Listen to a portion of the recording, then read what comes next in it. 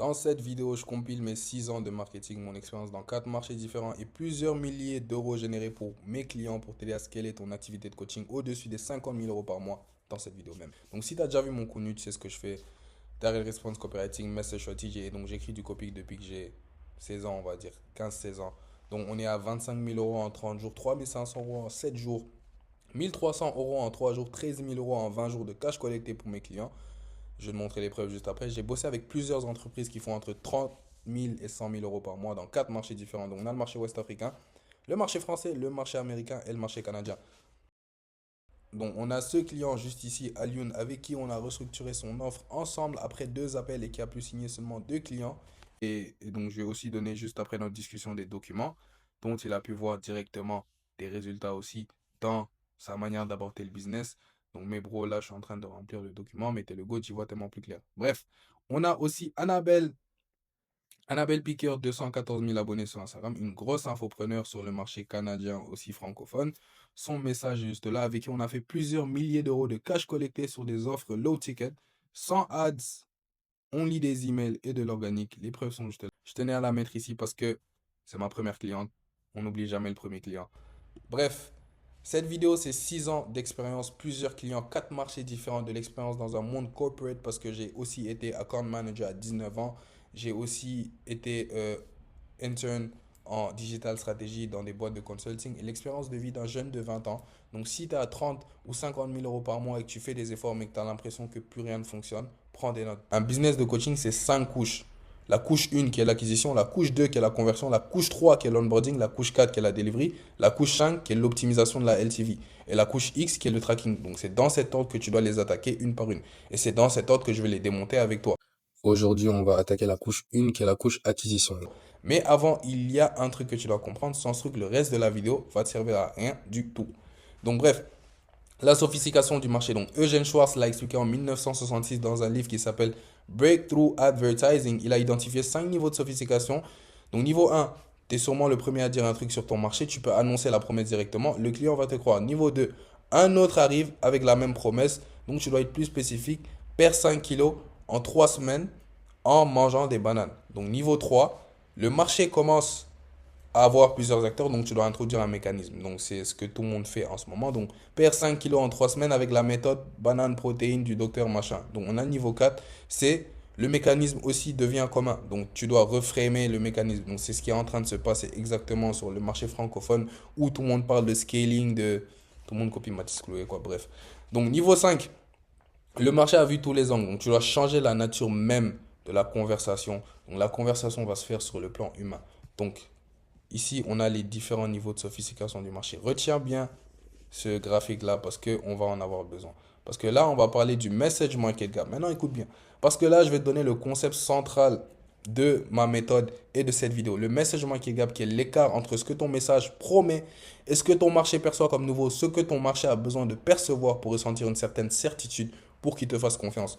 Donc, quand tu lances ta promesse en 2024, ton marché la trouve fraîche. Donc, il va cliquer et tu vas le convertir les prospects très facilement. Donc, 18 mois plus tard, ta promesse est exactement la même. Donc, ton funnel va rester exactement le même. Ton offre est exactement la même. Mais ton marché a changé. Il a vu 3 autres promesses. 3 autres personnes promettent la même chose. Il a entendu 5 webinaires avec les mêmes concepts des 3 piliers. On l'a tous entendu. Il a vu passer des ads, 12 ads avec la même structure. Donc, comme je t'ai dit, retiens bien cette courbe-là. Donc, en vert, on a le niveau de conscience de ton marché qui monte après être exposé à plusieurs offres. Et en rouge, on a l'efficacité de ton message ou ton message qui est stagnant. Et dans ce gap-là, c'est là où tu perds des ventes, c'est là où tu perds la confiance. C'est exactement là où tu perds la confiance de tes clients. Parce que c'est l'espace entre ce que ton marché veut entendre et ce que ton message dit.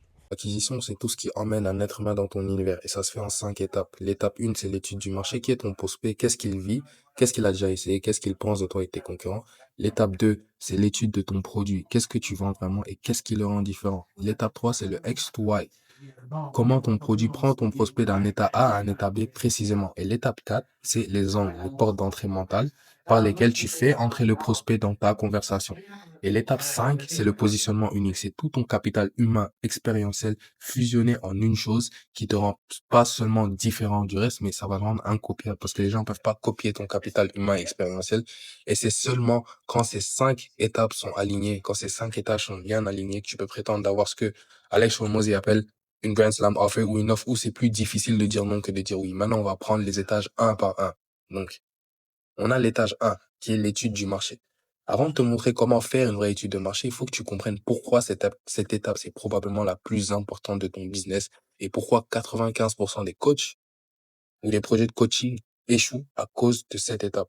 Donc, pourquoi l'étude du marché, c'est tout? Il y a un mec qui s'appelle Eugene Schwartz, c'est probablement le meilleur copywriter de tous les temps. Il a écrit un livre en 1966 qui s'appelle Breakthrough Advertising. Le livre se vendait à l'époque à $4 à l'époque. Aujourd'hui, les copies originales se vendent à $1 500 sur eBay, on va dire. Et dans ce livre, Eugene Schwartz, il dit un truc qui a changé ma manière de voir le marketing. Vous ne pouvez pas créer le désir. Le désir existe déjà chez des millions de personnes. Votre travail consiste à canaliser ce désir vers votre produit. Le désir existe déjà, donc ton job, c'est de le canaliser. Donc, ici, on a le désir du marché qui va exister avant toi, sans toi, après toi. Donc, on a ton message qui est le canal entre le désir et ton produit qui est ce réceptacle même du désir. Donc, c'est une manière très ésotérique et spirituelle de voir le business, mais en réalité, c'est vraiment ça, le business. Et c'est ça, le marketing. Et c'est exactement pour ça que la majorité des projets de coaching échouent pour deux raisons. Raison 1, ils répondent à aucun vrai besoin. Donc, le coach a créé une offre dans sa tête sans vérifier si le marché en voulait vraiment. Du coup, il essaie de créer un désir qui n'existe pas. Et donc, c'est mathématiquement impossible. Raison 2, ils répondent à un vrai besoin, mais ils ne l'ont pas clarifié. Donc, le besoin existe, mais le coach le formule mal. Et donc, il va parler un langage qui ne ressemble pas à comment son prospect pense. Du coup, le désir est là, mais le coach n'arrive pas à canaliser ce même désir-là et à faire de son produit le réceptacle de ce désir. Donc, dans les deux cas, c'est la même conséquence. Et pourquoi, genre, aujourd'hui, beaucoup de coachs font ça. Pourquoi demander à ChatGPT qui est ton ICP? C'est pas une étude de marché. Et c'est pour ça que beaucoup de coachs échouent aujourd'hui. Genre, si ton étude de marché, c'est vraiment ouvrir ChatGPT et dire, définis-moi mon ICP pour un programme de coaching business, t'as rien fait du tout. C'est pas une étude de marché. Donc là, on va attaquer, c'est quoi vraiment une étude de marché? Une vraie étude de marché, c'est deux choses. L'analyse de tes concurrents et l'analyse psychographique de ton marché et de ton audience. Donc les deux sont nécessaires. Pas l'un ou l'autre. Les deux. Pilier 1, on a l'analyse des concurrents et pourquoi c'est important. La plupart des coachs francophones ne vont pas analyser leurs concurrents, soit parce qu'ils ont peur, soit parce qu'ils pensent que c'est inutile, soit parce qu'ils ont peur. Et les deux raisons, c'est ça qui empêche généralement ces mêmes coachs de scaler. Donc voilà pourquoi tu dois analyser tes concurrents. Parce que tu peux pas te positionner sans savoir contre qui, contre quoi tu te positionnes. Le positionnement, c'est par définition relatif. Tu te places par rapport aux autres et ce qui se fait sur ton marché. Donc si tu sais pas qui sont les autres, tu peux pas te placer. Tu trouves les angles morts du marché, ce que personne ne dit, ce que personne ne couvre, ce que personne n'ose articuler, c'est là que tu te positionnes. Tu vois les patterns du marché. Si 7 concurrents disent tout, perd 10 kilos, en 30 jours c'est saturé, tu sais qu'il faut surtout pas dire ça. Et l'étude des concurrents, ça va te permettre de calibrer ton propre pricing. Donc concrètement, pour chaque concurrent direct, il faut que tu listes leur promesse principale. Donc, on va dire la phrase qui est dans leur bio, leur landing page, leur ads, leur mécanisme, le comment, tu vois, le prix visible et peut-être leur prix réel, tu vois, parce qu'il y a un prix visible qui est peut-être upfront et après, ils vont prendre un pourcentage. Donc, tu peux même te positionner sur ça. Donc, leur format de delivery, comment ils délivrent, est-ce que c'est du coaching one-on-one, est-ce que c'est du done for you, est-ce que c'est du do it yourself, est-ce que c'est du done with you, est-ce que c'est un accompagnement, tu vois, et leur preuve sociale. Quels résultats ils mettent en avant dans leur ton? Est-ce que c'est autoritaire, est-ce que c'est copain, est-ce que c'est professoral, ou est-ce que c'est des gens qui ont un ton assez provoquant? Moi, je pense que mon ton si on va prendre le marché africain, il est assez provoquant, tu vois. On n'a pas l'habitude qu'un jeune qui vienne et qui parle de la manière dont je parle, surtout quelqu'un à 20 ans. Donc, leur angle, quel angle ils vont utiliser dans leur contenu? Ce qu'ils ne disent pas. Les sujets qu'ils vont éviter, les zones où le marché a soif et que personne ne couvre. Et donc, ce qu'ils ne disent pas, c'est là où c'est ton goal position. C'est là que tu dois construire tout ton angle. You feel me? OK. Donc, pilier 2, c'est l'analyse psychographique. Et pourquoi c'est encore plus critique et c'est encore plus important? Si l'analyse des concurrents te dit où te placer dans le marché, l'analyse psychographique te dit comment parler à ton prospect. Les deux sont complémentaires, mais la psychographie, c'est celle qui va transformer en message générique, en un message qui va vraiment pénétrer dans la tête de ton client. Voilà pourquoi ton prospect achète. Ton prospect achète émotionnellement et pas rationnellement. Et ses émotions sont psychographiques, pas démographiques. C'est pas juste savoir qu'il a 35 ans et qu'il habite à Paris. Ça te dit rien sur ce qui le pousse à payer. Le langage exact va déterminer la conversion. Si ton message utilise les mots de ton prospect, il sent que tu le comprends. Si tu utilises tes mots de copywriter ou bien tes mots de businessman, il va se dire, ah, il me vend. C'est pour ça que tu dois comprendre ton prospect. Une analyse psychographique, c'est vraiment comprendre les désirs cachés. Donc, les désirs cachés, c'est là où l'argent se prend. Qu'est-ce qui justifie le fait que quelqu'un puisse vendre une offre à 10 000 euros? 10 000 euros pour juste de l'information, tu te dis que c'est irrationnel même. Mais c'est parce que cette offre-là est le réceptacle du désir caché. Et le message a tellement bien relié ce désir caché-là à l'offre que ça devient genre, c'est même pas une question pour le prospect. Tu vois ce que je veux dire? Donc, l'analyse psychographique, c'est vraiment un iceberg. Tu vois, 95% des décisions d'achat, c'est inconscient. Donc, voilà où elles se prennent. Ici, c'est ce que tu vois. Donc, c'est 5%, c'est la démographie. Mais, ce qui est important, c'est ici que l'achat se décide. Le déclencheur émotionnel, le moment précis où il dit il faut que ça change. Pourquoi il a envie de changer? Parce que tu vends une transformation. Donc, 2, c'est les croyances, vraies ou fausses sur son problème. 3, c'est le langage exact du marché. Et 4, c'est les solutions inefficaces qu'il a déjà testées. 5, c'est le désir caché. C'est ce qu'il veut, mais ne dira jamais à voix haute. Et toi, tu dois essayer de pinpoint ça. Parce qu'on a tous nos désirs cachés. On a tous un peu honte de le dire, tu vois. Donc, 6, c'est opportunité de positionnement. Les gaps qui apparaissent une fois que tu as mappé ces 5 choses-là. Et donc, moi, comment je fais concrètement? Mon processus d'étude du marché, c'est ce que je fais avec tous mes clients quand on travaille. Donc, pendant 4 à 5 jours, on va étudier d'une manière très deep le marché. On va faire 2 appels ou les inputs. Donc, on va analyser des calls de vente. Donc, si le client a des calls de vente, donc 50 derniers DM de ses prospects. Donc, on va analyser des Reddit, des forums Reddit. On va analyser même des forums spécialisés, des groupes privés Facebook, des commentaires des concurrents sur des livres, par exemple, des phrases exactes. Et donc, sur Notion, on va mettre toutes ces phrases exactes-là et on va utiliser ces phrases exactes. On va mettre ça dans l'IA qui va nous donner le output. Donc, 30 à 50 phrases exactes, le langage du marché mot pour mot, les mots que le marché utilise souvent, les 5 déclencheurs émotionnels, les 7 croyances dominantes, les 3 solutions inefficaces principales qu'ils ont testées, le désir caché non articulé et l'analyse de 3 à 5 concurrents, ce qu'ils disent, ce qu'ils évitent et 2 à 3 angles de positionnement principal que toi, tu pourras utiliser sur ton marché. Et donc, ce document devient la fondation de tout.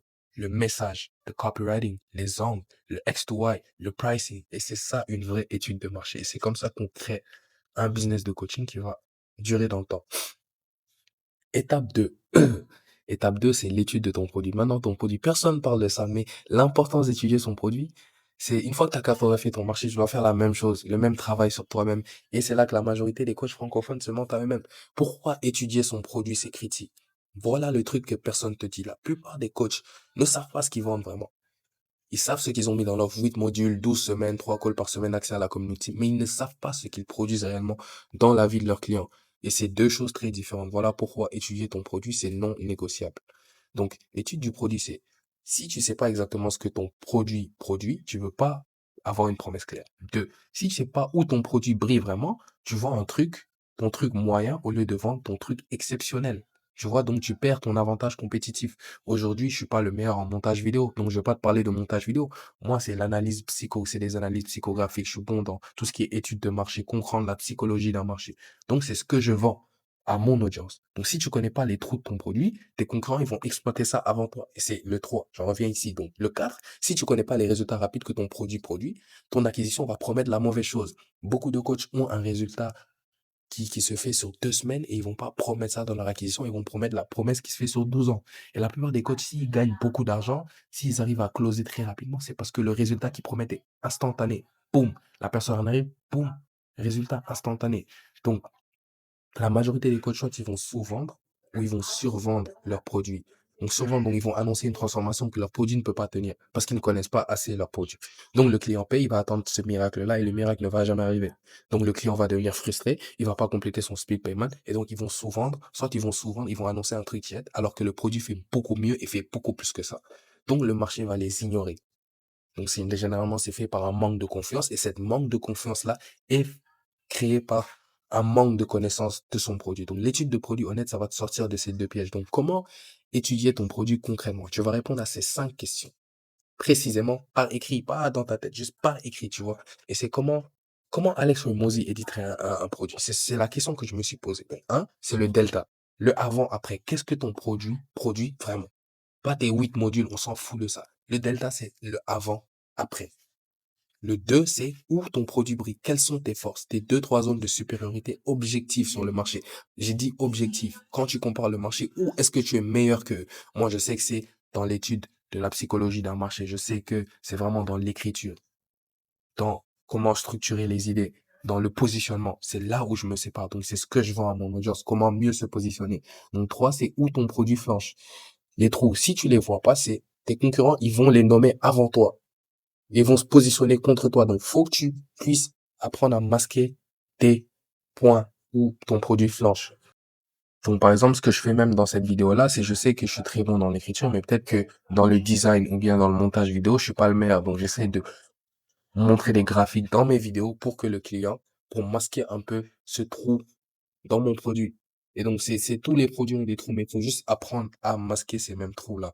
Donc, 4, c'est quel résultat rapide tu produis. Donc, faut que tu puisses identifier le first win à 30 jours. Et donc, ça va être ta promesse d'acquisition principale. Tu vois? Et 5, c'est pour qui ça ne marche pas. Ton filtre d'acquisition. Donc, faut que tu attires que des right fit. Si tu attires des gens pour qui ton produit ne va pas fonctionner, tu n'auras pas de résultat. Donc, tu ne pourras pas scaler ton activité parce que tu n'auras pas de case study. Parce qu'il y a un certain moment où, quand tu veux scaler, il faut absolument des case studies. Donc, faut pas perdre son temps sur des gens avec qui tu ne peux pas avoir de résultats. Le X to Y, l'état du marché, qui est X, le problème exact que ton prospect vit en ce moment, on a le X to Y, comment ton produit s'aligne précisément avec le problème de ton marché. Comme j'ai dit, le message market gap, c'est un alignement avec le message que tu communiques et le problème de ton, et le niveau de sophistication de ton marché, qui est le niveau de sophistication est peut-être égal ou c'est à peu près le X, l'état du marché. Donc, ton produit, c'est Y, la solution que tu apportes. Donc, une promesse toute seule, ça va pas vendre, et un produit tout seul non plus. Donc, c'est l'alignement entre les deux qui va faire l'achat. Donc, ici, il faut que tu fasses cette chose. Donc, cadrer X et cadrer Y. Donc, il faut que tu poses 3 questions. Donc, X, c'est 1. Quel est le problème spécifique qu'il vit en ce moment? Donc, à quel stade exact de son business ou de son cheminement humain est-il? Ça dépend aussi de ton offre. Faut que tu te poses ces questions. C'est individuel à toi. Donc, qu'est-ce qu'il a déjà essayé qui n'a pas marché et qu'est-ce qu'il ressent émotionnellement à ce stade-là? Et faut que tu poses les 3 questions sur ton Y. C'est à la fin de ma delivery où est mon client précisément? Quel est l'état émotionnel du client à ce stade? Quelle est la différence visible avec son état initial? Donc, c'est le delta entre le X et le Y. Donc, je répète juste ce que j'ai dit avant, mais faut que tu comprennes ça parce que c'est vraiment très important. Et donc, le lien, c'est ces 3 éléments-là. Donc, pourquoi X mène à Y? Pourquoi X mène à Y avec ton produit spécifiquement, encore une fois? Pourquoi les autres tentatives n'ont pas mené à Y? Pourquoi maintenant c'est le bon moment? Tu vois. Donc, pourquoi 95% des coachs ratent le X to Y? Parce que généralement, ils vont prendre un X trop large. Donc, mon prospect veut scaler son business. OK. Il y a des gens qui scalent avec des ads. Il y a des gens qui font des webinaires. Il y a des gens qui font ceci. Il y a des gens qui font ça. Il faut que tu identifies ta cible exacte. Donc, 2, c'est Y comme offre. Donc, je vends un programme de 12 semaines. On s'en fout, tu vois, que tu vends un programme de 12 semaines. C'est, OK, tu mets pas le lien. Donc, tu balances, genre, tu vas balancer Y, tu vas balancer le Y et basta. Faut que tu montres le lien entre Y, ton offre, et le X, le problème de ton marché. Donc, quand le X, soit est clair, ton prospect, il va se reconnaître déjà dans le X parce que le X, tu vas énumérer ça. Donc, ça va être la base de tes angles pour hooker ton produit. Tu vas parler de ses douleurs, ses pain points, ses désirs. Et il va se projeter directement dans ton Y quand tu vas arriver à faire le lien entre le X et le Y. Donc, il va comprendre exactement pourquoi ton produit fait le lien. Et c'est cet alignement-là, qui va créer la conversion de ce même prospect-là. 4, c'est les angles. Ce que Schwartz appelle un angle. Pour Schwartz, un angle, c'est une manière spécifique de canaliser un désir qui existe déjà. Donc, on revient à sa phrase fondamentale, c'est tu peux pas créer le désir, tu canalises un désir qui existe déjà. Le désir, c'est une masse d'énergie qui va flotter dans la tête de ton marché. Cette énergie, elle est déjà là, elle est préexistante à ton offre. Donc, encore une fois, c'est une vision très ésotérique du business. Donc, comment est-ce qu'on choisit un angle? Schwartz se posait la question, pas la question qu'est-ce que je vais vendre à mon prospect, il se posait 2 questions à l'envers. Quel désir existe déjà chez mon prospect? Comment je peux montrer que mon produit est l'outil parfait pour réaliser ce désir-là précisément? Et c'est là où tu as tes angles. L'angle, c'est la réponse à la deuxième question. Et la magie, c'est que le désir ne change pas, mais l'angle peut changer 50 fois. Donc, on a des angles illimités pour un seul désir. Donc, le désir derrière peut-être le copywriting, c'est pas forcément écrire mieux, parce que le copywriting, mathématiquement, scientifiquement parlant, c'est mieux écrire, mais c'est plein de désirs différents. Peut-être que si je vends une formation pour apprendre à devenir un bon copywriter, c'est gagner sa vie sans patron. Le désir d'avoir un skill qui paye, le désir de sortir de la précarité, le désir de prouver à ses parents qu'on a réussi, le désir de bosser partout dans le monde, le désir de bosser le moins possible pour gagner le plus possible. Donc, chaque désir, c'est un angle potentiel que tu peux exploiter. Et chaque angle va attirer un être humain différent qui porte ce désir-là peut-être plus fort qu'un autre. Tu vois? Donc, le concept clé chez soi, c'est la sophistication du marché va déterminer l'angle. Donc, on a vu la sophistication du marché au début, c'est les angles doivent évoluer dans le temps.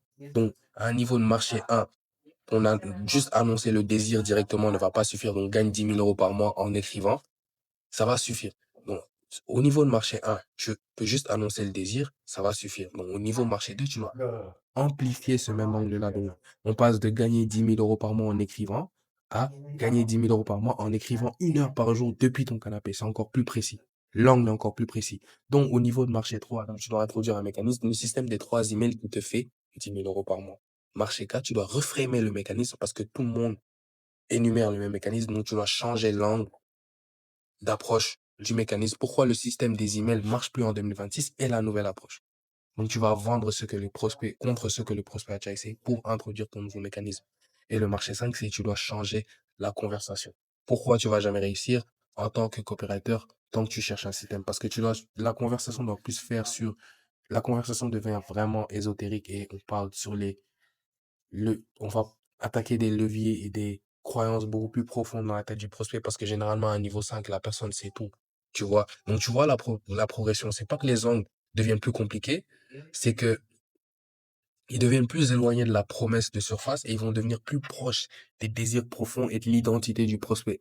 Plus le marché est sophistiqué, plus tes angles doivent sortir du registre tactique, on va dire, et rentrer dans le registre psychologique et identitaire. C'est ce que je disais juste avant. Donc, comment Schwartz construisait un angle dans un marché saturé? Donc, on est dans un marché de niveau 4 et 5, généralement. Je pense qu'on est dans un marché de niveau 4 et 5 sur le marché francophone. Donc, il faisait toujours la même chose. Il écoutait son marché en profondeur jusqu'à trouver un désir secondaire que personne ne nommait. Moi, aujourd'hui, je suis au courant que les coachs en ont marre d'entendre scaler, d'entendre de webinars, d'entendre ads, d'entendre funnel. Donc, le désir principal, il a changé. Ils sont plus sur un désir de comment je fais parce que l'information, elle est partout. Mais c'est des désirs beaucoup plus profonds. Comment mieux se positionner, comment reframer mon offre, comment mieux parler à mon client. Donc, et donc le désir principal. Donc, Swart, il écoutait son marché en profondeur jusqu'à trouver un désir secondaire que personne ne nommait. Donc, exemple concret. Donc, on va prendre un autre exemple, c'est, le désir de surface, c'est, je veux perdre 10 kilos. Après, il y a le désir caché 1, je veux pouvoir remettre ma vieille robe. Désir caché 2, je veux que mon mari me regarde comme avant. Tu vois, ça, c'est des trucs que les gens vont pas dire. Mais ton job en tant que coach dans ton contenu ou en tant qu'infopreneur ou en tant qu'agence, c'est de trouver ces désirs cachés-là et de les énumérer dans ton contenu pour que le prospect s'identifie vraiment à toi et qu'il se dise, ah, enfin, quelqu'un qui me comprend et qui dit à voix haute ce que je ne me permets pas de dire. Donc, le désir caché 3, c'est je veux arrêter d'éviter les photos. Le désir caché 4, c'est je veux pas finir comme ma mère. Parce que les gens ont cette pression de finir comme peut-être ses parents. Tu vois? Donc, chaque désir caché, c'est un an. Et chacun de ces angles va attirer une femme différente. Ici, on parle de perte de poids pour une femme. Donc, et c'est ça la profondeur que Eugene Schwartz, il apportait dans la création de ces angles. Et c'est la même profondeur qu'on va avoir aujourd'hui. Donc, on a l'étage 5, qui est le positionnement. Le sommet de la stack, c'est l'étage qui va transformer ton business en marque et qui va rendre incopiable. Donc, le vrai positionnement, c'est la fusion de tout ce que tu fais. C'est tes années de pratique, tes échecs, tes wins, la façon dont tu penses, les références que tu cites, les concepts que tu vas utiliser, la langue que tu parles, la culture qui t'a construit, le marché que tu as traversé et les humains que tu as croisés, les questions que tu te poses, les questions que tu refuses de te poser, c'est tout ça fusionné. Ça va donner quelque chose que personne ne peut reproduire et c'est ça qui crée une vraie marque. Parce que personne d'autre n'a exactement vécu ta vie. Et donc, quand ton positionnement repose sur qui tu es, personne ne peut te copier. Il y a des gens qui reposent leur positionnement entier sur le funnel de vente qu'ils ont. Et c'est ça le problème. C'est pour ça qu'ils sont remplaçables sur le marché. Donc, un concurrent peut copier son angle et un concurrent peut copier ton angle, mais il peut pas copier qui tu es et ta manière de voir. Parce que qui tu es va affecter toute ta perception et ta manière de voir ces mêmes choses-là. Donc, ce que ton marché paye quand il devient mature, c'est vraiment la personne derrière le business. Parce qu'à un moment, tout le monde a accès aux mêmes outils, aux mêmes méthodes, aux mêmes informations. Et ce qui reste comme différenciation, c'est la personne qui va parler derrière. Donc, comment construire ton positionnement unique? Tu dois faire l'inventaire de ce que tu es vraiment, qui tu es vraiment. Donc, tu dois répondre à ces questions. D'où est-ce que je viens géographiquement et culturellement? Quelle culture m'a construit? Quelles valeurs j'ai hérité? Quel langage je parle naturellement? Qu'est-ce que j'ai vécu professionnellement que les autres n'ont pas vécu? les marchés que j'ai traversés, les industries où j'ai bossé, les types de clients que j'ai vus, quels sont mes échecs qui me font voir le marché différemment. Quelle référence je cite que les autres ne citent pas? Moi, ma référence, c'est Eugène Soir. Qu'est-ce que je crois sur mon métier que la majorité ne croit pas? Comment est-ce que je parle? Mon ton, mes mots préférés. Bon, aujourd'hui, tout le monde copie Mathis Bleu avec le mot scaling, SOP, tu vois? Tout le monde le copie. Donc, quel est mon parcours humain que personne ne pourrait inventer? Donc, ton âge, ton background, les épreuves que tu as traversées, les choix qui t'ont marqué. Donc, tu dois faire cet inventaire. Donc, moi, mon positionnement unique, c'est pas coopérateur francophone, il y en a 1000.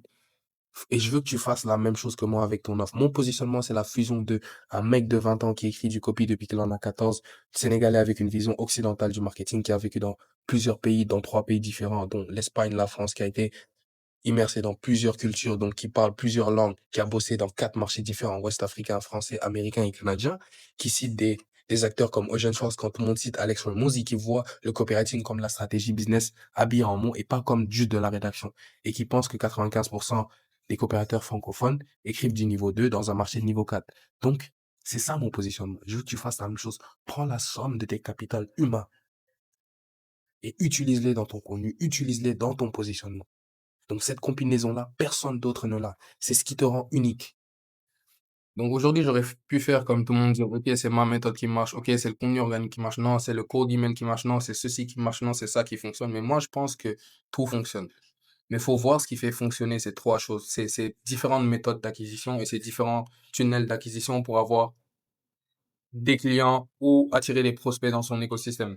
Et je pense que ça tourne autour de trois leviers principaux. Donc, on a le levier 1 juste ici. Donc, on a déjà parlé du message market gap dans la vidéo. Donc, pour rappel, c'est l'écart qui se construit entre ce que ton message promet et ce que ton marché perçoit comme nouveau, ou bien ce que ton marché a besoin de percevoir pour te faire confiance. Donc maintenant, on va aller plus loin. On sait, grâce à Schwartz, que ton produit est un réceptacle du mass desire, et qui existe déjà sur le marché. Donc, on sait que le désir préexiste à ton produit. Donc, ton produit ne fait que capter ce désir-là, qui est déjà existant sur le marché. Et si on sait ça, alors on sait que ton message est le canal qui relie ce désir préexistant à ton produit. Donc, c'est le pont entre les deux. Donc, sans ce pont, le désir va juste flotter sur le marché et ton produit va juste rester à bord et va juste exister. Aucun lien ne va se faire et aucun achat n'aura lieu. Donc, si je peux te montrer ça en image, c'est ça. Ok, donc on a le mass désir qui est là. Donc, le désir va flotter dans le marché. Et le message, c'est le pont. C'est le canal qui va relier les deux. Donc, c'est ce que tu vas construire toi. Et en réalité, toutes ces méthodes, cold email, VSL, webinar, flywheel, tout ça, en fait, ce qu'ils font bien, c'est qu'ils utilisent des trois leviers qu'on va voir tout de suite là, dans cette partie de la vidéo, pour relier ce mass desire-là à leur produit. Et donc, sans ce pont, qu'est-ce qui va se passer? C'est que le désir va s'échapper et il va aller chez les concurrents. Donc, le pont n'existe pas, donc il n'y a aucun lien possible. Et donc, il n'y a aucun achat qui se produit. Donc, la vraie question, c'est qu'est-ce qu'un message concrètement? On va voir les 4 composants d'un message et comment on construit un message à la hauteur de sa sophistication du marché. Parce qu'on a aussi parlé de la sophistication du marché et ça va être un détail très important. Donc, on sait que le message, c'est un système de transfert d'énergie sur un marché économique. Donc, c'est l'énergie, c'est le désir qui existe dans le marché. Le système, c'est ce que tu construis pour canaliser cette énergie et l'emmener vers ton produit. C'est très important que tu gardes cette définition-là dans ta tête. Et si on décompose ce système, il est fait de 4 composants invisibles qui agissent ensemble. Donc, le composant 1, donc c'est le point de captation. C'est l'endroit où ton message attrape le désir en mouvement. Donc, le désir, on a dit, il existe déjà chez ton prospect, mais il flotte. Donc, ton point de captation, c'est la première phase. C'est la première phrase qui donne une forme à ce désir flou là qui est existant sur ton prospect. Donc, on peut dire dans la headline, on va utiliser un pain point qui existe déjà chez notre prospect. Donc, quand un prospect lit ton message et qu'il pense, putain, c'est exactement ce que je ressens, c'est que ton point de captation a fonctionné. Donc, tu as donné une forme à quelque chose qu'il portait déjà en silence. Donc, Schwartz appelait ça le marché entrant dans la copie. C'est le moment où ton prospect quitte son état de spectateur pour devenir un participant dans ce que tu dis. Donc, sans point de captation précis, ton message va passer à côté du désir et donc, le désir va continuer à flotter dans le vide sans aller vers ton produit. Donc, le composant 2, qui est le mécanisme, c'est très important. Une fois que tu as capté le désir, tu dois le canaliser. Donc, c'est le rôle du mécanisme. Le mécanisme, c'est l'explication invisible qui dit à ton prospect, voilà pourquoi ce que tu désires est possible. Et voilà comment je fais fonctionner ça pour toi. Donc, Short disait dans un marché sophistiqué, tu peux plus juste promettre un résultat. C'est ce qui se faisait avant. Je t'aide à devenir riche. Oui, mais comment? Tu dois expliquer pourquoi ton approche obtient ce résultat-là ou les autres ont échoué. Parce qu'à ce niveau de sophistication, généralement, les gens ont testé plusieurs méthodes qui n'ont pas fonctionné. Donc, c'est la reason why Hopkins. Hopkins, c'est aussi un des très grands copywriters. Je vous conseille d'aller lire ces livres. C'est en anglais, je sais pas s'il y en a en français, bref.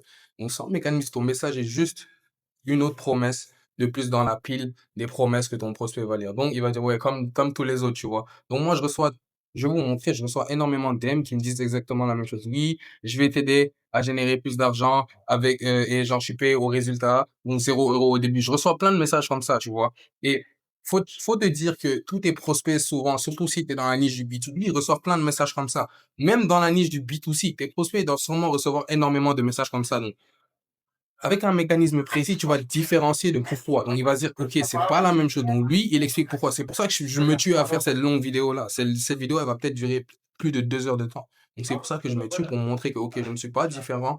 Je suis que, pour montrer que je suis pas, pour montrer que je suis différent aux yeux de mon prospect. Tu vois? Donc, le composant 3, c'est la projection. Maintenant que tu as capté le désir et que tu l'as canalisé via un mécanisme, tu dois faire vivre à ton prospect la version de lui qui a atteint ce désir. C'est ce que les coopérateurs appellent la projection. Tu fais sentir à ton prospect ce que ça fait d'être déjà arrivé. Pas en lui disant imagine, mais en décrivant l'état d'arrivée avec une précision qui transforme la projection en souvenir. Tu vois? Donc c'est très spirituel, c'est très ésotérique, mais encore une fois, j'aime bien voir le business de cette manière. Donc, Short disait le rôle du message, c'est de transporter le prospect dans son état futur si précisément que cet état devient plus réel que son état actuel dans sa tête. Donc, quand ton prospect ressent le futur le plus fort que le présent, il va acheter. Quand tu arrives à lui montrer exactement ce que tu vas faire, ce que tu vas décoder dans sa vie, le résultat que tu vas lui apporter, il va dire, ah ouais, I'm buying. There's no reason, il n'y a aucune raison qu'il n'achète pas. Parce qu'il va refuser de retourner dans un présent qui lui paraît maintenant inférieur à ce qu'il vient de goûter dans ta copie quand tu as bien représenté ces idées-là. Donc, le composant 4, le dernier composant, c'est ce qui te permet de dire à ton prospect de dire oui à vous. Donc, la justification. Maintenant, entre la décision intérieure et l'achat, il y a une dernière barrière. Donc, le prospect doit pouvoir justifier son achat à lui-même, à son entourage et à sa version rationnelle de lui-même. Parce qu'on sait qu'un achat d'abord est émotionnel. Ensuite, il va aller dans des chaînes de couches rationnelles qui sont dans le prospect pour rationaliser ce message. Généralement, ça se fait juste au moment de payer ou juste après avoir payé. Parce on va le voir après dans l'onboarding, dont la justification, c'est l'argument rationnel qu'il va utiliser quand sa femme va lui demander, ouais, t'as payé combien? Et qu'il va lui dire, ouais, 10 000 €. Tu vois? Et quand son cerveau analytique va venir le titiller à 2 heures du matin. Donc, en gros, c'est le ROI calculé. Donc, c'est peut-être la garantie, c'est peut-être la preuve sociale filtrée. Donc, c'est tout ce qui permet au prospect de transformer une décision émotionnelle en te faisant confiance, soit si tu es dans la niche du B2B ou même du B2C, parce que la base, c'est la confiance en la vie. Donc, ça, la justification vient sous différentes formes. En gros, c'est de la preuve, tu vois. Ça peut être les années que tu as eues dans le marché. Tous tes échecs, même les échecs peuvent être une preuve. Dire oui, j'ai essayé ça, ça n'a pas fonctionné, j'ai essayé plein de choses qui n'ont pas fonctionné. Et là, j'ai trouvé la méthode qui fonctionne. C'est les résultats que tu as eu pour tes clients. Et la meilleure preuve, c'est de combiner tout ça. Toutes tes années d'expérience, c'est exactement ce que j'ai fait au début de la vidéo en parlant de mes 6 ans dans la spiritualité, plusieurs années dans le métier. Tu vois, j'ai empilé tout ça. Et c'est un peu la justification. Donc, comment créer un message à la hauteur de la sophistication du marché? Donc, maintenant qu'on a les 4 composants, on peut répondre à la vraie question. Donc, comment on calibre un message au niveau de sophistication d'un marché? Donc, plus ton marché est sophistiqué, plus tu dois enfoncer chaque composant plus profond. Donc, sur un marché de niveau 2, 3, tu peux faire un message qui touche suffisamment chaque composant. Donc, une promesse, captation, tu vois, une méthode nommée, un mécanisme, une transformation directe, donc un ROI évident. Et donc, c'est une assez bonne justification. Donc, mais sur un marché de niveau 4-5, ce qui est le cas du marché francophone du coaching en ce moment, aujourd'hui, encore une fois, donc tu dois aller beaucoup plus profond sur chaque composant. Donc, la captation va être beaucoup plus profonde. Donc, par exemple, captation au niveau 5, tu nommes le désir caché derrière le désir. Donc, Marvin Gaye, c'est ce qu'il fait. Je vais vous montrer la landing page de Marvin Gaye.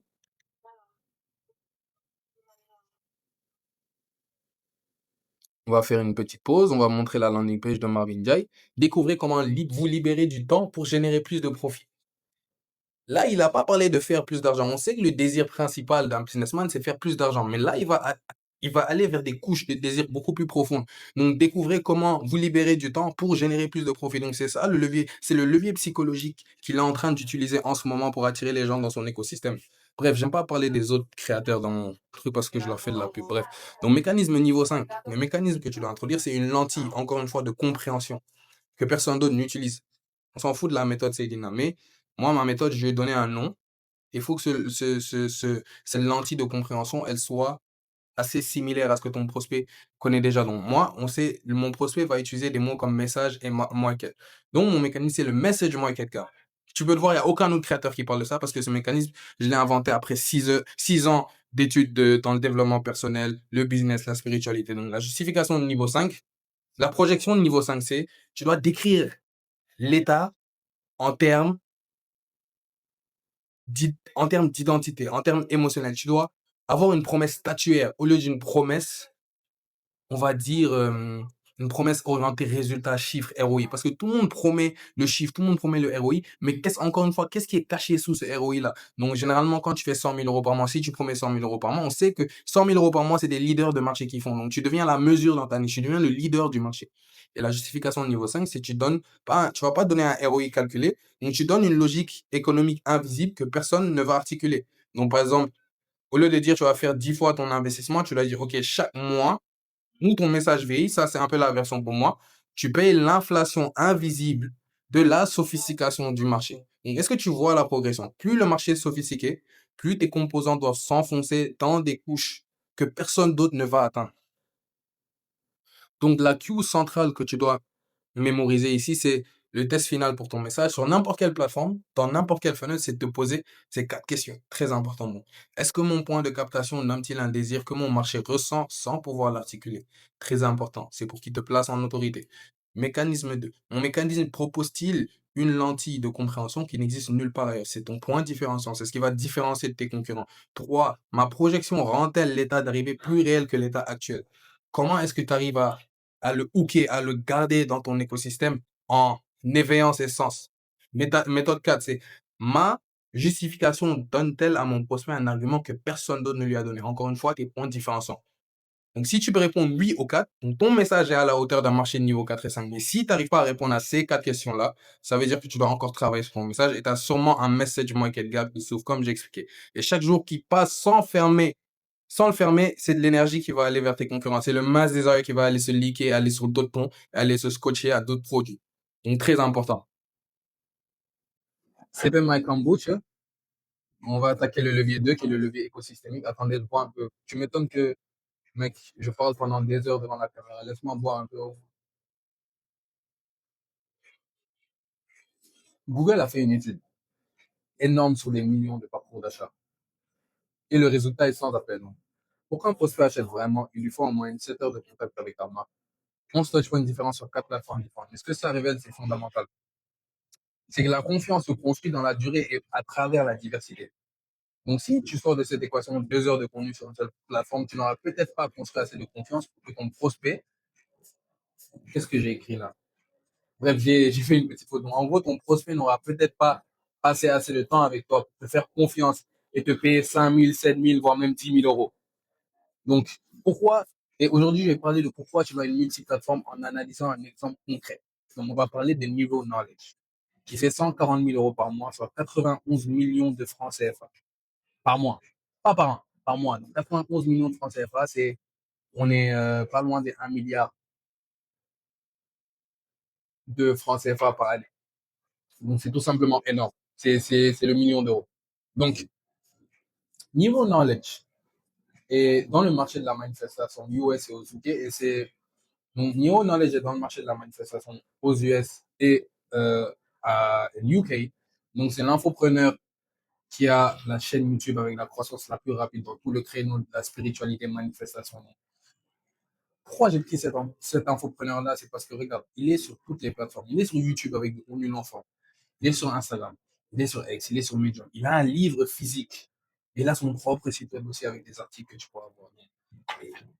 Il fait 2,5 millions de vues mensuelles à travers Instagram et YouTube combinés. Et avant même d'arriver à ces chiffres actuels, il était déjà à 265 000 abonnés avant et maintenant il est à 400 000 abonnés, je pense. Il n'est pas loin des 500 000 abonnés et avec un revenu mensuel de multi-six figures. Non, multi-six figures, il est à 140 000 abonnés plus. Donc, je me suis trompé ici aussi. Donc, tout ça, là, j'ai regardé ça ici. Marketing Iceberg. Tu peux aller vérifier par toi-même. Donc, il a 6 endroits différents où un prospect peut le rencontrer, où un prospect peut le connaître. Et c'est exactement ce qui crée ce qu'on appelle la domination mentale. Il est en train de créer une domination mentale dans le marché de la manifestation anglophone. Et ce qui se passe dans la tête d'un prospect de niveau, je veux que tu cartographies ça. Donc, imagine la journée typique d'un mec qui s'intéresse à la manifestation aux US ou dans le marché anglophone. Regarde Niro. Donc, 5 plateformes, 5 touchpoints en une seule journée possible. Et pourquoi je dis ça? C'est parce que ça m'est déjà arrivé. Donc, parfois, je me réveille. Je vais sur Instagram, je scrolle le matin, je vois un réel de Niro. Sur YouTube, je vois une vidéo de Niro. Sur X, je vais voir un post de Niro. Ou bien même un trait de Niro sur YouTube. Et le soir, je vais me poser et je vais lire son livre. Et peut-être que je vais lire un article. Donc, regarde. Sur une journée, le prospect de Niro est exposé 5 fois à lui sous 5 différentes formes et sous 5 différents appareils. Parce que quand tu scrolles le matin, c'est sur ton téléphone. Quand tu lis un livre, c'est en physique. Tu vois? C'est en physique. Le truc est là, c'est en physique. Et quand tu regardes une vidéo en format, c'est soit sur ta télé, soit sur ton ordinateur. Je veux que tu analyses cette omniprésence que Niro, cette domination mentale qu'il a installée dans la tête de son prospect. Niro devient le point de comparaison dans son marché. Donc, 5 contacts dans la même journée avec la même personne. Et comment tu mesures qu'un infopreneur a atteint ce niveau de domination mentale? C'est un indicateur très simple. Va voir les commentaires sur ces vidéos. Donc, quand un infopreneur atteint la domination mentale, ces commentaires vont ressembler vraiment à la vénération. Tu vois, c'est les gens qui vont dire ouais, t'es super fort. Donc, ces commentaires, sa communauté devient son propre marketing. Et va voir les vidéos de Niro. Regarde ça, c'est un exemple. Et ces vidéos, il y a des vidéos à 1000 commentaires, plus. Donc, tu vas voir des gens qui vont faire autant de vues que lui, mais ils vont pas provoquer cet engouement derrière. Ils n'ont pas cette domination mentale dans la tête de leur prospect. Et là, c'est ce qu'on cherche à atteindre précisément dans cette deuxième partie-là. La partie écosystémique. Le levier écosystémique, c'est créer un écosystème. Et avec les Google Ads, ça ressemble à quoi? C'est le retargeting. Facebook Ads, Google Ads, bref, c'est le retargeting. Donc, comment est-ce que tu peux être omniprésent dans la tête de ton prospect? Sur Instagram, comment est-ce que tu peux être omniprésent? Comment est-ce que tu peux poster sur plusieurs touchpoints dans la journée que tu as identifiés sur lesquels ton prospect est actif? C'est ça le truc. C'est pour instaurer une domination mentale dans la tête de ton prospect. Moi, les gens me disent, mais on te voit partout en ce moment. Et c'est pas fini, les frères. Mes amis, ils me disent, ouais, on te voit partout. Ils vont me voir sur Instagram, LinkedIn, bientôt partout. Et c'est le but de rechercher. C'est créer cette domination mentale là, sur le marché africain, sur le marché sénégalais. Venir et dominer, tu vois. Bref, je bois encore un peu. On passe à la partie 3. Levier 3, capital humain. On a parlé du message de la perception de l'omniprésence. Maintenant, reste le levier le plus puissant de tous. Et celui que personne nomme dans le marché francophone, qui est le capital humain. C'est quoi ton capital humain? Ton capital humain, c'est la somme de ce qui fait de toi, toi. C'est très terre à terre, mais c'est ça. C'est ton vécu, ton parcours, même ce que tu as foiré, ce que tu as réussi, les industries que tu as traversées, les épreuves que tu as passées, ta culture, tes opinions, tes références intellectuelles, ton angle qui est la lentille à travers laquelle tu vas voir ton domaine. Et si tu regardes bien, j'ai utilisé tout ce stack-là au début de ma vidéo. Donc, euh, je compile mes 6 ans dans le marketing, mes 4 ans, mes 6 ans dans le marketing, dans la spiritualité, dans le monde de la manifestation. Et ça va bientôt faire 7 ans l'année prochaine.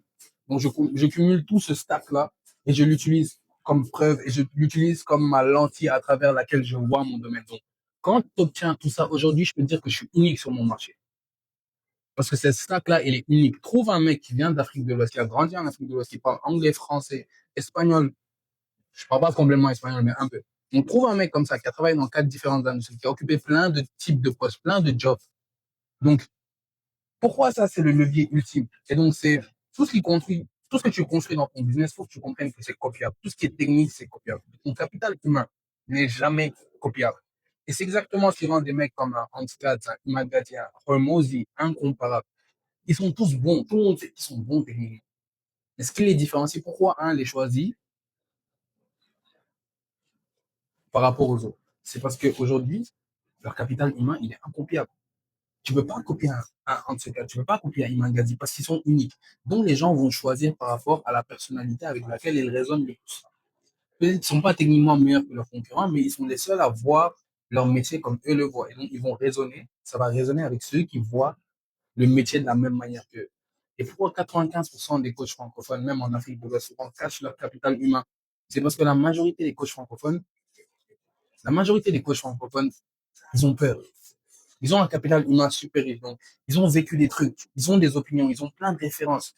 Il y a des mecs super méga intéressants que je connais, mais ils essayent de sonner pro et d'avoir cette image super méga sérieuse que moi, je ne veux totalement pas avoir. Tu vois, I'm sipping kombucha, I'm in a coffee shop. I don't care. I don't care. Moi, mon but, c'est de vous apporter des résultats. C'est pas pour faire le mec super méga pro. J'aurais pu mettre optimiste. I don't care. C'est pas mon problème, tu vois, de sonner pro. Donc, ils vont citer les trois mêmes. Ils veulent ressembler à tout le monde parce qu'ils veulent feeling. Ils veulent pas. Ils ont peur de se différencier parce qu'ils ont peur que les gens ne les aiment pas. Après, ils se demandent pourquoi leur contenu ressemble à celui de 10 autres mecs. Le problème, c'est pas leur cap, c'est pas qu'ils ont, parfois les gens disent, oui, mais mon capital humain, j'ai pas de capital humain. T'as un capital humain, t'as peur de le monter. Pourquoi t'as peur de monter ton capital humain? J'ai pas peur de monter mon capital humain. Donc, parce que t'as peur d'être pas pris au sérieux. Donc, si tu cites des références de mon business, si tu bois un kombucha devant la caméra alors que tu fais une vidéo YouTube, on s'en. Le plus important, c'est la valeur, c'est ce que tu apportes à ton marché. C'est sur ça qu'on va te juger à long terme. Donc, comment intégrer ton capital humain dans ton acquisition? Pause. C'est ton vocabulaire. Faut que tu crées un lingo. Mon lingo, il est très ésotérique. Désir, réceptacle. C'est ce que tu dirais à un pote dans un café. Faut que tu utilises ton lingo, faut que tu crées un lingo. Les gens qui me connaissent, même dans la vraie vie, j'ai un lingo. Même si tu dis frérot dans la vraie vie, tu peux le dire dans ton lingo. Faut que tu crées ce langage-là qui va, et qu'on va associer ces mots à toi. Alex Hormozy, c'est ce qui value. Même Mathis Chloé, c'est ce qui fait value asset. Tu vois? Donc, c'est le marqueur le plus facile à activer. Tu peux activer tout de suite. Deux, c'est tes références. Tu cites les gens qui ont vraiment marqué. Moi, j'ai lu Schwartz. Personne ne le cite, donc je le cite. J'ai lu Alex Hormozy, tout le monde le cite, je ne le cite pas, mais je le cite de temps en temps. Donc, si tu aimes ce mec, place-le. Si tu as des références qui sont philosophiques ou des athlètes, place-le. Assume. Crois tes opinions tranchées. Moi, j'ai mes opinions. Je pense que tout fonctionne. Et faut voir le business d'une manière ésotérique. Qu'est-ce qui fait fonctionner ce qui fonctionne? C'est comme ça que je vois le business. Donc, je l'intègre. J'ai une capital humain. Donc, j'ai des opinions très tranchées. Je ne crois pas au final automatisé. Tu vois, le copywriting francophone. C'est mes opinions. C'est mes opinions. Donc, chaque opinion va devenir un filtre. Et donc, tu vas attirer des gens qui pensent comme toi. C'est mieux de travailler avec des gens qui pensent comme toi que des gens qui ne pensent pas comme toi. Et c'est ça la beauté du marché. C'est que ta personnalité, quand tu la mets en place, ça veut dire que tu vas attirer des gens exactement comme toi. Donc, tu n'as plus de concurrence. Parce que les gens veulent travailler avec des gens comme toi. Quatre, c'est tes histoires personnelles. Donc, tout le monde veut la version polichée au LinkedIn. Mais il faut que tu parles la vraie version avec les échecs. Et d'ailleurs, je vais bientôt rentrer sur LinkedIn et je vais parler un truc très raw, tu vois. Donc, comment tu as commencé? Il faut que tu parles de ton histoire. Pourquoi tu as choisi ce métier? Au lieu de vouloir faire comme tout le monde. Donc, quel client t'a marqué? Pourquoi? Donc, quelle erreur tu as commise? Qui t'a appris quelque chose? Quelle conviction tu portes? Depuis combien de temps? Et d'où elles viennent? Tout ça, c'est important. Donc, tes histoires, c'est la couche la plus impossible à copier. Si tu peux les intégrer dans ton contenu ou dans ton acquisition, c'est pas. Donc, je vais parler d'une histoire. C'est au début, j'avais des clients, et des clients avec qui j'aurais pu avoir beaucoup de résultats, mais un des problèmes que j'ai fait, c'était que quand j'étais jeune, quand j'avais 18, 19 ans, c'est que je voulais tout faire en même temps. Je voulais être fort partout. Je voulais être fort à l'école. Je voulais être fort dans le sport. Je faisais de la boxe à l'époque. Je voulais être fort là-bas. Je voulais être fort ici. Et donc, je me suis rendu compte qu'à force de tout chase, j'étais en train de me burn out et j'étais, et à force de tout chase, j'étais en train de me. Donc aujourd'hui, on va parler de mon système de contenu qui m'a permis d'avoir 239 000 vues dans les 30 derniers jours, 12 000 interactions, et de gagner 143 abonnés et de partager 178 vidéos, d'attirer aussi 139 prospects qualifiés et d'avoir booké plusieurs calls avec ces mêmes prospects-là. Donc, ce que je fais, c'est que dans ma production, je vais recorder des vidéos YouTube de minimum 1 heure, bien hebdomadaire avec mes clients. Donc, je vais dire à ces deux outils là de prendre les parties où j'ai été le plus pertinent et de recontextualiser par rapport aux plateformes. Donc, on va avoir OpenScript qui va me donner des clips pour YouTube et Instagram. Donc, Claude qui va prendre les présentations que je vais faire et qui va recontextualiser en petits posts LinkedIn. Et ensuite, après ça, tout ça, ça va rediriger vers YouTube. On va construire la confiance et donc ça va directement rediriger vers un call où la conversion va se faire. C'est un système de contenu super méga simple que j'utilise avec l'IA qui fait littéralement tout ce que j'ai à faire, c'est filmer les vidéos YouTube. 239 000 vues en 30 jours, 12 000 interactions, 143 nouveaux followers et qui m'a permis de poster 178 vidéos et d'attirer plus de 100 prospects qualifiés la semaine dernière. Donc, ok, petit aparté, si pendant ce que je viens de dire, tu as identifié que c'est ta couche 1 le problème, envoie-moi Benzema en DM sur mon Instagram et on va voir comment est-ce qu'on peut t'aider à solidifier ta couche 1 pour qu'elle soit rock solid. Là, on va parler de l'étape conversion, la couche 2 ou le setting du trafic chaud. Donc, convertir ce trafic chaud là qu'on a attiré grâce à nos encres et grâce à nos contenus acquisition. Donc, le trafic chaud se divise en 3 catégories. On a le tier 1, le tier 2 et le tier 3. Le tier 1, c'est 5 à 10% des prospects. Généralement, c'est les prospects qui bookent immédiatement. Donc, 5 à 10%. Tier 2, 20 à 30%, ceux qui bookeront plus tard quand le timing sera bon. Et le tier 3, c'est 60 à 75%. Dans la plupart des cas, ceux qui sont intéressés, mais peut-être bloqués par une croyance ou une hésitation qui ne suivent, qui ne savent même pas expliquer, tu vois. Donc, la majorité des coachs ne travaillent que le tier 1. Donc, résultat, ils vont perdre silencieusement une partie de leur lead show. Donc, ce qui va augmenter artificiellement leur coût en acquisition. Donc, c'est ce que j'appelle le silent lead. Ils vont tout le temps être en mode acquisition, acquisition, acquisition, acquisition, acquisition. Donc, cold traffic, cold lead, et ils vont oublier cette audience déjà préchauffée qui les follow, déjà qui like leur contenu. Et donc, ils vont dépenser plus souvent en ads, parfois plus en énergie pour faire des vidéos, faire des nouvelles vidéos pour avoir une nouvelle audience, alors qu'ils ont déjà ces lead shows qu'ils n'ont pas encore nurturé et pas encore amené en code. C'est ce que j'appelle le silent lead. Donc, le rôle du setting, c'est pas de vendre ou de spammer en DM, c'est identifier la croyance cachée qui empêche le prospect de booker, lui montrer qu'on comprend son blocage, puis remplacer cette croyance par une autre qui facilite le passage à l'action. Donc, généralement, les blocages les plus fréquents, c'est peur de perdre du temps ou de l'argent, manque de confiance, sentiment de ne pas être prêt. Je vais te montrer une conversation de setting juste avant que j'ai faite moi-même pour booker un call. C'était très simple. Donc, sentiment de ne pas être prêt, peur d'être forcé à acheter ou l'impression que c'est comme tous les autres. Donc, maintenant, tout le monde envoie les mêmes messages de setting et donc il faut vraiment approcher le setting d'une manière humaine. Donc, une bonne conversation de setting, elle suit ces 5 étapes. Une question ouverte personnalisée, écoute active, découverte du vrai blocage, reframe de croyance, proposition d'aide concrète. Donc, je vais le montrer ici. J'envoie un message à Oma. Hello Omar, je checkais mes stats. Insta et ton profil a attiré mon attention. J'avais une petite question. Et c'était vraiment ce que j'ai fait. Je checkais mes stats et j'ai vu son profil. Boum, ça a attiré mon attention parce que c'est quelqu'un dont j'avais vu le contenu avant. Bonjour Célina, oui, vas-y. Pourquoi est-ce que tu as arrêté les vidéos? C'était très intéressant pour toi. Je vois, j'identifie un angle. Donc, écoute active, je pose la question. Ça me prenait beaucoup de temps et d'énergie. Je trouve le blocage. Il a envie de reprendre. L'envie est là. Le blocage est là. Ok. Donc, je lui dis, ok, parce que tu tournais les vidéos une par une, c'est ça. Donc, j'essaie de comprendre son problème. J'identifie son problème. Il me dit, oui, c'est ça. Donc, en vocal, concrètement, ce que je dis, ah, ok, bah, j'ai aidé des gens à créer un système de contenu qui leur permet de délivrer beaucoup de contenu rapidement, sans que ça prenne vraiment trop de temps. Donc, est-ce que tu es intéressé par ça? Donc, je lui dis de checker mes stories à la une et de voir si ça lui parle. Et après, il me dit directement, qu'est-ce que tu proposes? Tu vois, qu'est-ce que tu proposes? C'est un prospect qui avait liké une de mes vidéos, donc je propose qu'on fasse juste un call d'ici vendredi. Le temps que je prépare une stratégie tailored pour toi. Si tu trouves ça intéressant, on avance. Sounds good. Yes, but next week, please. Simple, efficace. Tu lui envoies le calendrier, e-book.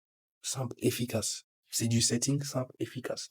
Donc, comme j'ai dit, une bonne conversation de setting, ça suit ces 5 étapes. Question ouverte personnalisée, écoute active de son problème, découverte du vrai blocage, reframe de croyance que j'ai fait dans les vocaux, proposition d'aide concrète. Et un setter aussi, c'est au-delà des bookings, c'est un, sert aussi de chercheur de marché. Il récupère les vraies objections, les croyances et les phrases et émotions du marché pour améliorer la copie, le contenu. Donc là, juste avec cette conversation, j'ai des idées de contenu pour attirer des prospects comme Omar.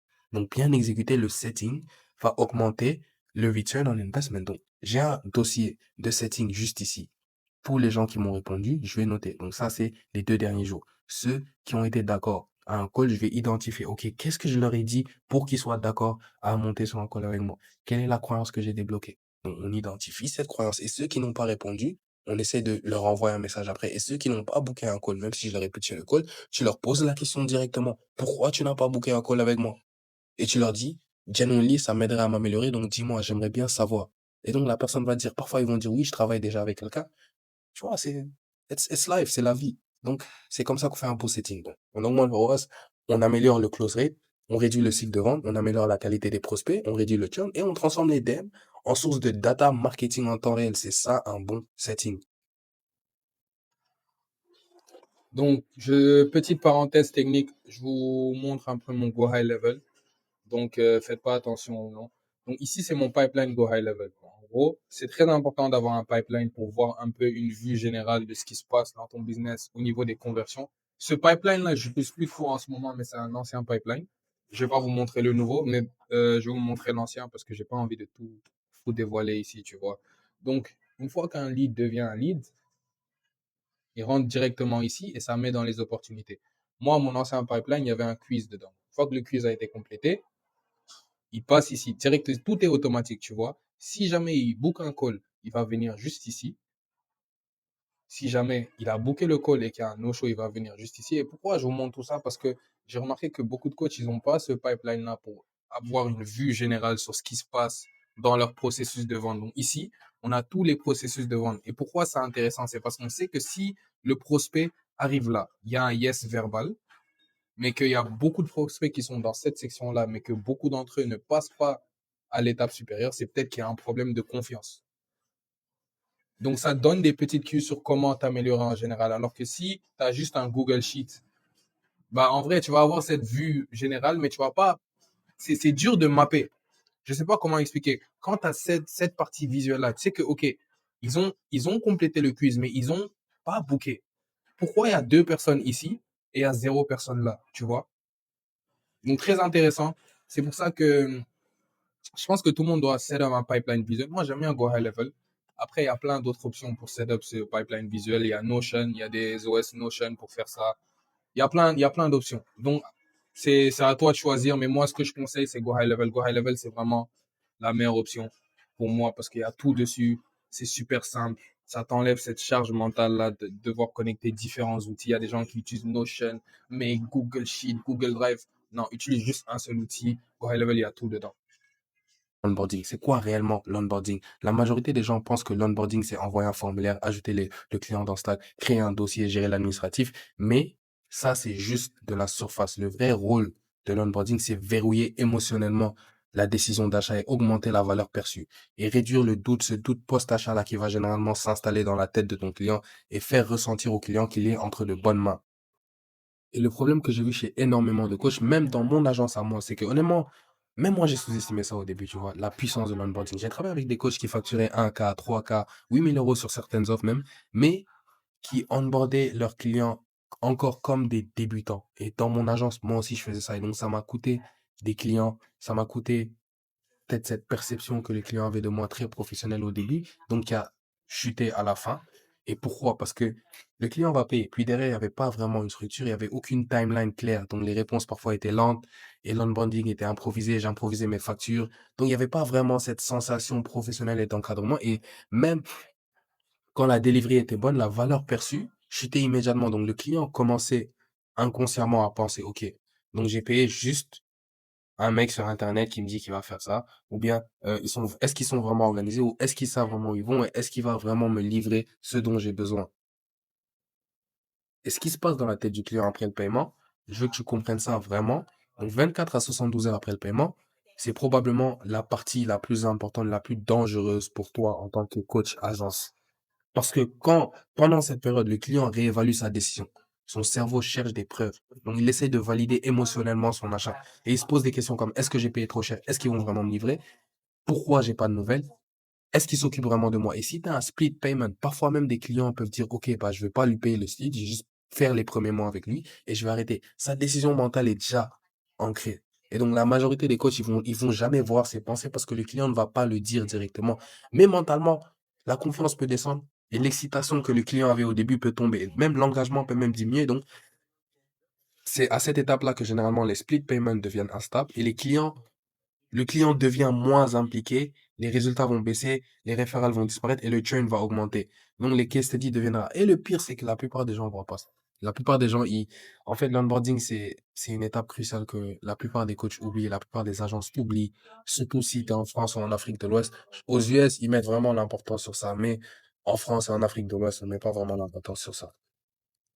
Donc, le vrai rôle d'un onboarding, c'est quoi? Un onboarding fort, il a un objectif simple. Retirer le doute avant qu'il grandisse, c'est tout. Donc, le but, c'est envoyer des signaux psychologiques extrêmement puissants. Donc, OK, ce mec est structuré, ils ont déjà fait ça avant, que je suis attendu, je suis pris en charge, j'ai pris la bonne décision. Et quand ces signaux arrivent vite, la vente la viande. La viande, elle va devenir solide émotionnellement. Tu vois? C'est déjà ancré dans sa tête. Le prospect, il se dit, waouh, ok, ce gars-là, on va faire un travail extraordinaire. Petite parenthèse technique, je vais vous montrer le flow exact que j'utilise pour mon onboarding, techniquement à quoi ça ressemble. Donc, le trigger initial, c'est marquer le deal one dans le CRM. Donc, je vous ai montré mon CRM tout à l'heure. Ici, donc, le deal one, verbal yes, et c'est ça qui va tout activer. Tu vois, et il y a un pipeline aussi dédié à l'onboarding. Donc, directement agreement, paid. Donc, je vais vous montrer ça juste ici. Une fois que le contrat est signé, le contrat, c'est le agreement. On va lui envoyer le lien de paiement. Et si jamais il n'a pas signé le contrat, il y a un reminder d'un jour qui va suivre. En gros, le CRM va updater. Directement, il va passer à agreement ici. Paid. Dès qu'il paye, dès qu'on va lui envoyer le lien de paiement Stripe, s'il paye, il passe juste ici. Mais s'il n'a pas payé, on va lui envoyer un reminder. Donc, en fait, c'est ça. Ça va ressembler à ça. Et ensuite, juste après ça, il reçoit une facture et donc il va recevoir un lien vers la page d'onboarding personnalisé, dépendamment de l'offre. Donc, c'est le onboarding bridge page intake. Donc, en gros, il va arriver ici. Il y aura une petite vidéo. Bienvenue, c'est parti. Je vais pas montrer exactement ma page onboarding, mais tu peux juste voir à quoi ça ressemble. Donc, après, il y a la page du formulaire. Le formulaire qui est là, mais je l'ai pas encore mis. En fait, ça, c'est un ancien funnel. J'ai pas encore mis à jour le nouveau, mais c'est juste pour te montrer à peu près à quoi ça va ressembler. Donc, juste après ça, le call, il faut programmer le call d'onboarding. Et si jamais il n'a pas rempli le formulaire, encore une fois, un reminder. Donc, c'est super méga simple. C'est juste un truc que tu mets en place une seule fois.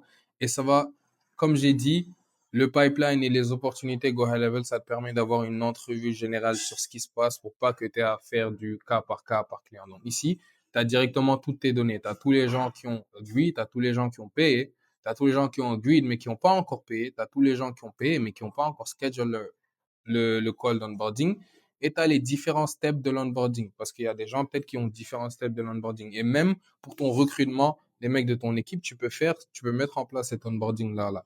Donc, par exemple, s'il y a un no-show, tu vois, ça te permet d'avoir une entrevue générale encore une fois. Donc, la fin de cette petite parenthèse technique. Donc, en gros, si l'onboarding se passe bien, le résultat, c'est qu'il va recevoir 5 emails dans les 30 minutes, zéro input manuel de ta part après le oui, parce qu'il y a énormément d'entrepreneurs, dès qu'ils signent un client, ils sont overwhelmed. Même moi, c'était ça. Je me disais, qu'est-ce que je fais? Qu'est-ce que je fais? Qu'est-ce que je fais maintenant? Qu'est-ce que je fais? Tu vois? Donc, une seule séquence à construire une fois et c'est parfait. Donc, en gros, mais un truc qui est très important, c'est qu'il faut personnaliser son onboarding par rapport au produit que tu as. Donc, c'est la map mentale qui est plutôt importante. Ça, c'est un onboarding plus d'agence. C'est l'onboarding que j'utilise pour moi-même parce que je suis plus dans un business type agence. Mais un business type coaching, peut-être coaching relation, coaching ceci, l'onboarding peut être différent. Peut-être que tu vas lui envoyer un espace client. Peut-être que même moi, j'envoie un espace client. Il y a un portail client que j'utilise sur Notion. Peut-être que tu vas lui envoyer des documents Google Docs. Peut-être que tu vas mettre des prompts dans ChatGPT pour qu'il lui envoie. Donc, en gros, c'est plus la map mentale qui va être importante et personnaliser ça par rapport à son business. Donc, si tu veux qu'on voit, encore une fois, petit aparté, si tu veux qu'on voit ton onboarding ensemble, envoie-moi onboarding sur Instagram. Parce que peut-être que c'est l'onboarding qui t'a coûté énormément d'argent aujourd'hui et qui t'a coûté cette confiance-là et la valeur perçue de ton produit baisse, donc les clients ne reviennent pas vers toi et donc tu perds de l'argent à long terme. Donc, on passe à l'étape suivante. Donc, j'ai un funnel carrément dédié à mon onboarding. J'ai des automatisations carrément dédiées à mon onboarding. Je prends vraiment mon onboarding au sérieux. Donc, sign agreement, payment. Je prends vraiment cette chose vraiment au sérieux parce que je me suis rendu compte dans le passé que j'ai fait énormément d'erreurs dans mon onboarding et ça m'a coûté la confiance d'énormément de clients. Et je veux pas reproduire ça. Et je ne veux pas que tu reproduises ça aujourd'hui. C'est pour ça que je te dis ça. Parce que j'aurais pu le garder pour moi. On a la couche 4 qui est la delivery. La delivery, c'est la livraison. Mais il faut que tu changes complètement la façon de penser ton business. Un business de coaching, d'infopreneur, de service, comme tu veux, Faut que tu penses ça comme une usine. Et une usine, c'est juste des process pilotés par des êtres humains qui suivent des actions répétables. Quand on veut construire cet iPhone, ok, ça commence peut-être par le processeur. Ensuite, il y a une autre étape. Ensuite, il y a une autre étape. Et chaque étape est pilotée par un être humain. Donc, laisse-moi t'expliquer aujourd'hui comment penser ta delivery comme un industriel. Comment un industriel pense? Un mec qui ouvre une usine, il fait pas son business à l'intuition comme la plupart des coachs ou des entrepreneurs. Il commence par une question simple. Qu'est-ce que je produis à la fin?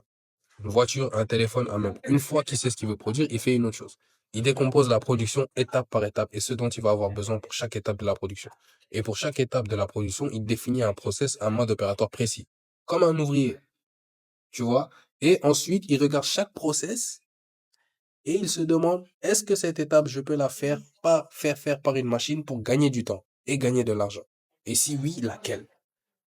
C'est exactement comme ça que tu dois penser ton business de coaching. Sauf que ton produit fini, c'est pas une voiture, c'est le résultat que tu as promis à ton client. Et les machines ici, c'est l'IA. Tu vois?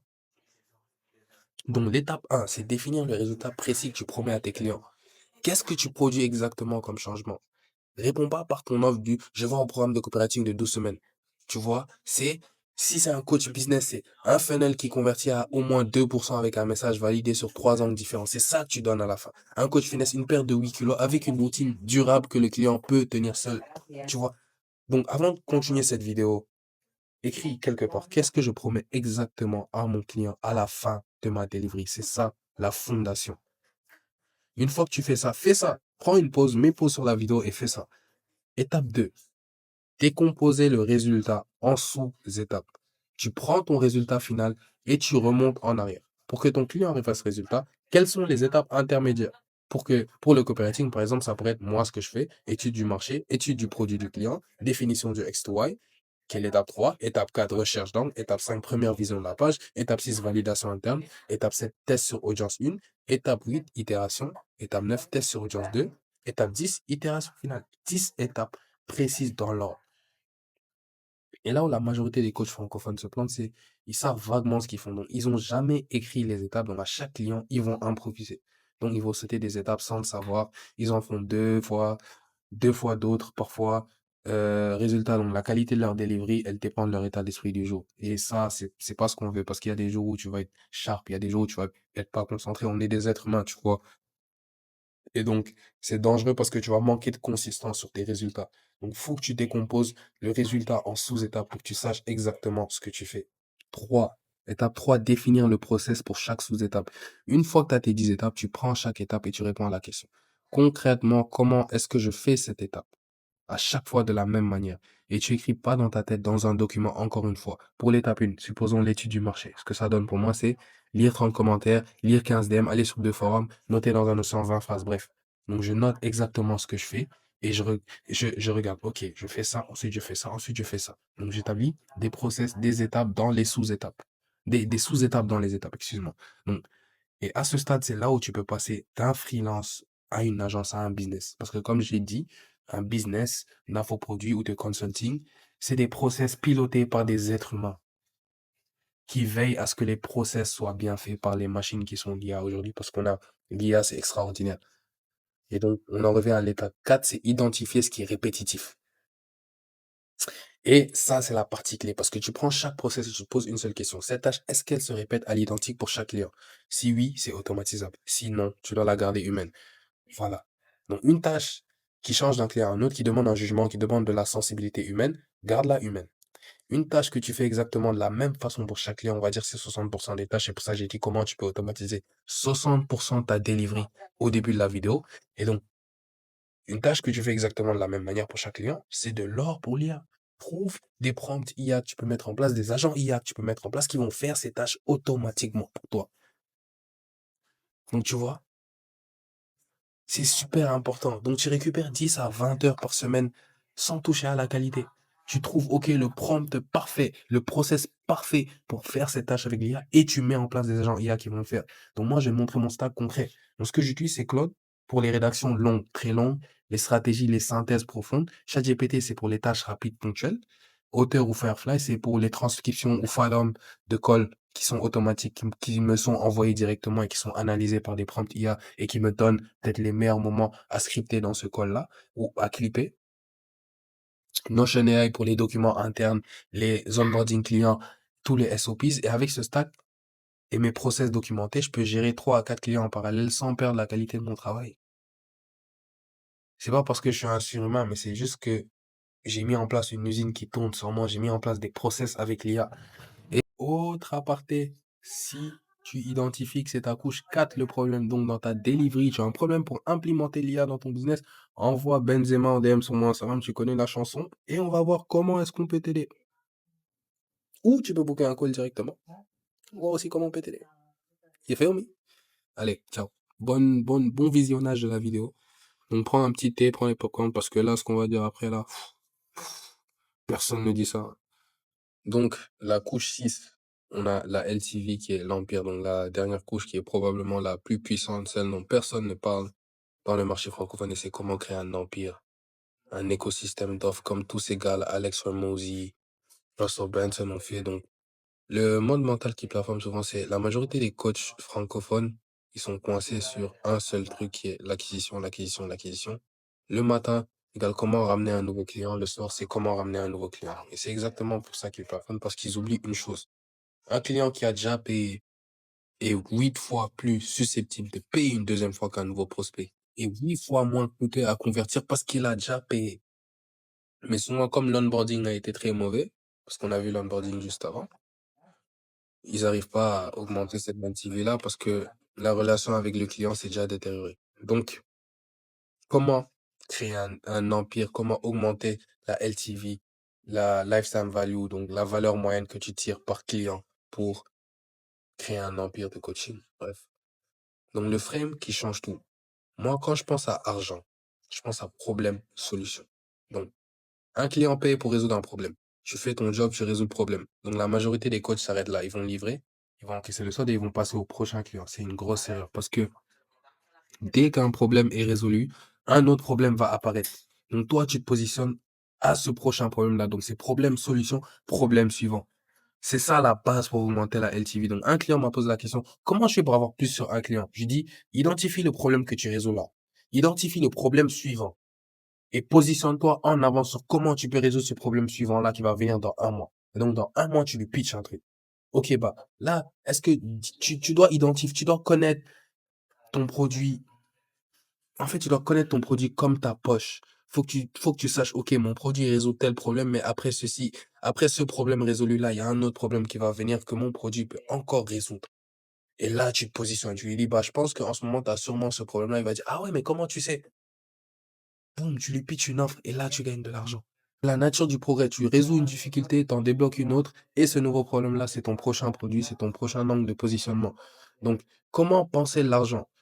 L'équation est simple. Tu as un problème, tu trouves une solution, t'encaisses du cash.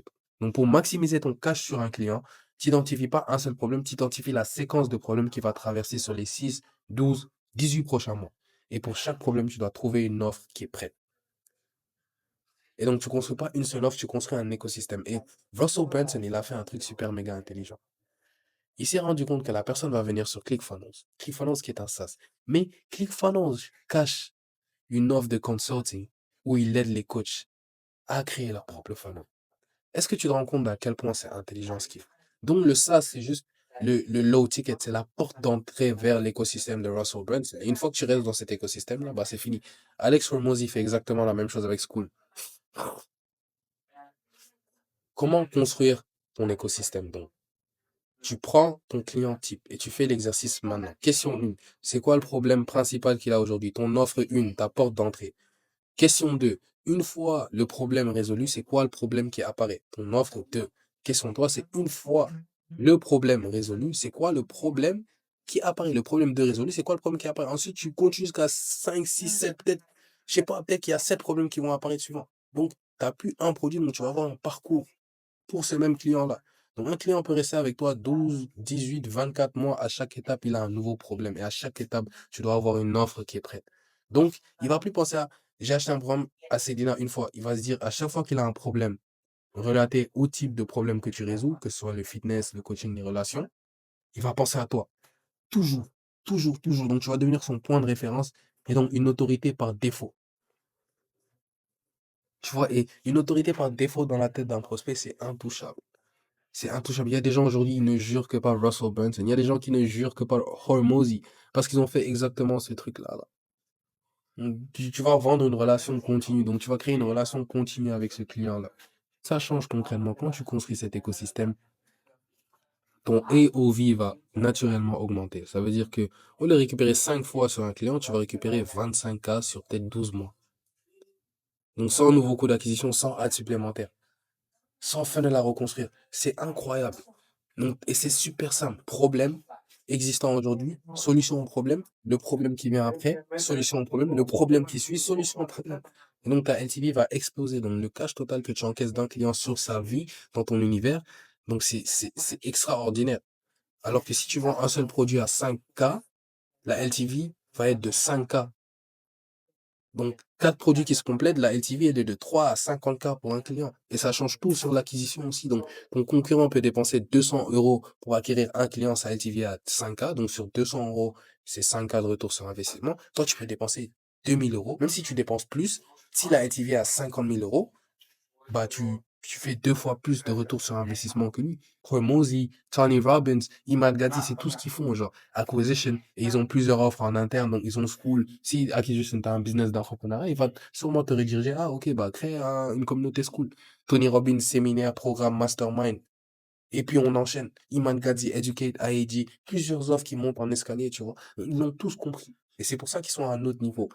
Et c'est pour ça qu'ils arrivent à récupérer de l'argent sur leur audience en continu, en continu, en continu, en continu. Couche X ou la cerise sur le gâteau, c'est le tracking. C'est pour savoir une seule chose, où mettre ton prochain euro et ta prochaine heure. Sans ça, tu travailles à l'aveugle. Faut que tu comprennes un truc aujourd'hui. La data, elle est dans la bouche de tes clients. Quand quelqu'un book un call, à chaque call qui se book, tu poses 2 questions. Toujours les mêmes mécaniques. Comment tu as entendu parler de moi? Pourquoi tu as décidé de booker un call aujourd'hui? Pas dans un formulaire. Ce que ça va faire, c'est que ça va te donner les leviers émotionnels que tu as pu activer dans la tête de ton prospect pour qu'il décide de passer à l'action. Parce que parfois, c'est des choses, les émotions, c'est des choses que les métriques YouTube peuvent pas lire. Donc, tu vois, une vidéo YouTube, on pourrait dire, c'est une vidéo qui performe sur YouTube de base, c'est, pour la plupart des gens, c'est une vidéo qui fait beaucoup de vues. Peut-être une vidéo qui est regardée en entier.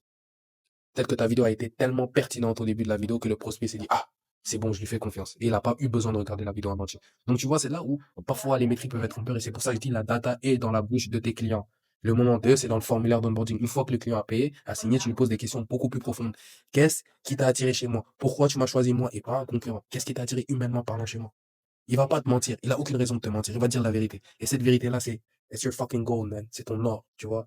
Elle te dit littéralement quel contenu produit du cash, quel angle marche, quelle émotion tel angle a provoqué chez ton client. Et là, tu peux double down sur ce qui fonctionne.